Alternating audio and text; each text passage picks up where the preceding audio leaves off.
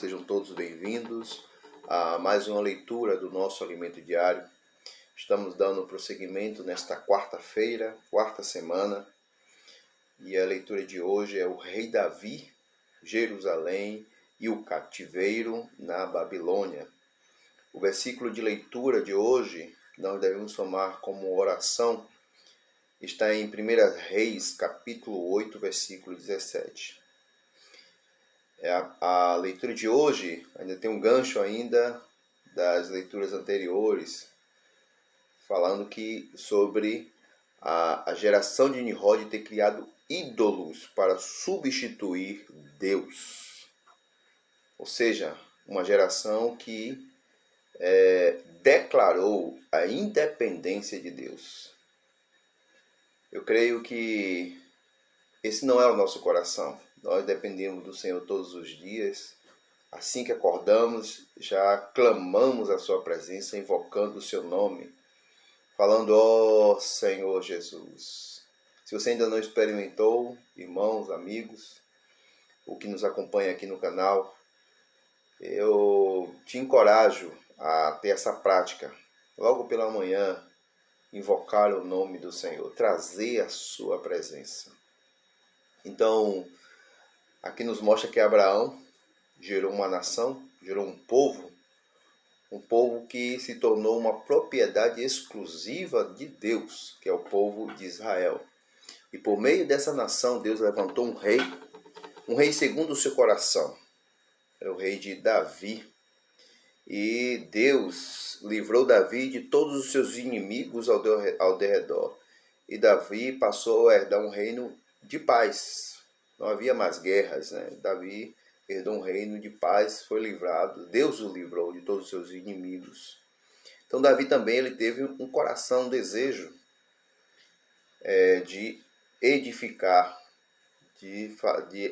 o tabernáculo, ou o templo, porque a arca da aliança repousava sobre tenda, sobre o tabernáculo.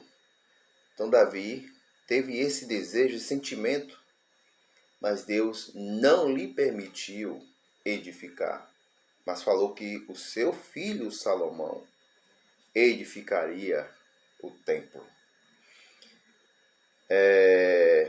Mas logo após, no segundo parágrafo, nós vemos também que o templo não poderia ser edificado em qualquer lugar.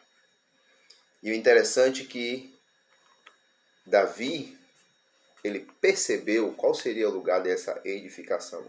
Davi lhe preparou todos os materiais, embora ele sabia que ele não podia edificar, mas ele preparou todos os materiais para que seu filho Salomão pudesse já ter todos os materiais, mas também ele descobriu, diante do Senhor, qual seria o lugar da edificação desse templo. E aqui nos diz, primeiramente, uma das falhas de Davi, um dos erros de Davi, que ele levantou o censo naquela época, e Deus não lhe mandou fazer isso. E por causa disso, Deus designou a praga que veio do Senhor. E por isso, essa praga que estava exterminando o povo de Israel. Então Davi foi diante do Senhor, com o coração arrependido. Olha aqui novamente, falando sobre arrependimento, mostrando que nós devemos sempre nos arrepender de nossos erros. E para cessar a praga, Deus lhe disse para oferecer um sacrifício na eira de Araúna, ou Ornã. E foi exatamente onde está localizado o Monte Moriá, no qual Abraão ofereceu Isaque a Deus. Isso está em 2 Samuel, capítulo 24, versículo 18 em diante. Davi ordenou que Salomão construísse o templo neste lugar. O templo foi erigido e a glória do Senhor e a sua presença o encheram. O templo, ali o Senhor colocou seu nome, seu testemunho, Jerusalém. A cidade onde está o templo foi escolhida por Deus como lugar de adoração para o povo de Israel. Sendo assim, Jerusalém e o Templo de Salomão são muito importantes na história do relacionamento de Deus com o povo de Israel. Só que, algum tempo depois, muitos reis foram se levantando depois de Salomão. Muitos reis foram se levantando, até mesmo na época de Salomão. Os ídolos foram entrando, foram contaminando, o povo foi deixando de adorar a Deus, adorar um único Deus, para adorar ídolos pagãos de outras nações, e o povo de Israel foram se desviando. Esse é o mesmo princípio que nós desfrutamos a semana passada, na leitura anterior. É o princípio de Babel, é o princípio de Nimrod, é o princípio da independência de Deus.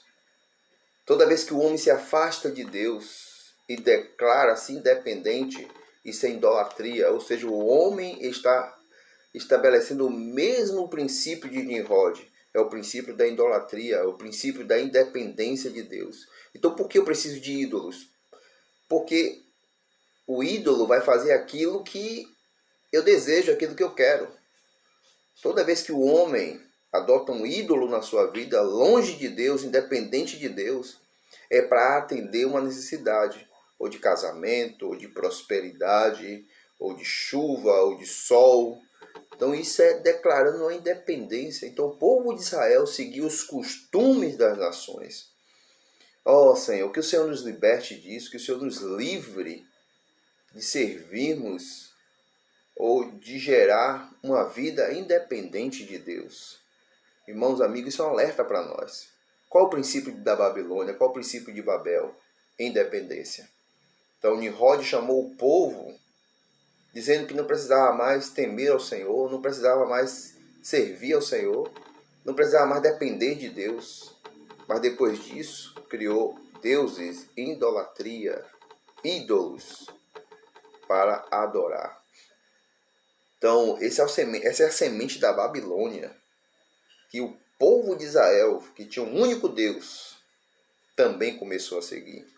Então aqui, no penúltimo parágrafo nos diz: a semente da Babilônia foi lançada quando a serpente encorajou Adão e Eva a ter uma vida independente de Deus.